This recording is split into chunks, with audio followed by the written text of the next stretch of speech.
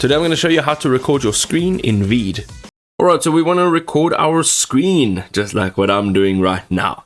So what we're going to do is right at the top over here, we have a home button, create, edit, and record. What we need to do is click on record. Once you have clicked on record, you'll have the options of using your camera if you do have a camera that is plugged in or already built into your device. You can also record audio, that'll be literally just audio. And then we have our screen recording, and then we have screen and camera. Now this is great if you want to just, have that little pop-up of yourself on your screen recording. But for now, what we're going to do is click on screen. Now you will see a few different options here. On the left, you will see that it's wanting to give permissions to the site. All right. So here we're going to say allow while visiting the site. We also want to make sure that we are choosing the correct microphone. Let's say allow. Over here, you can see that we are wanting to either record a Chrome tab.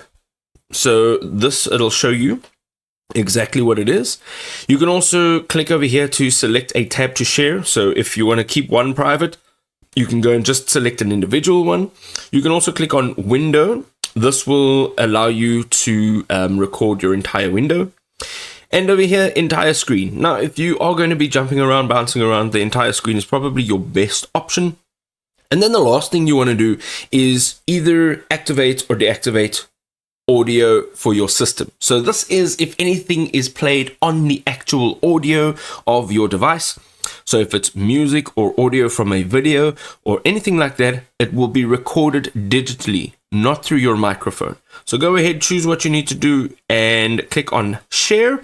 You will then have access to your screen recording. So I'm going to go ahead, click on share.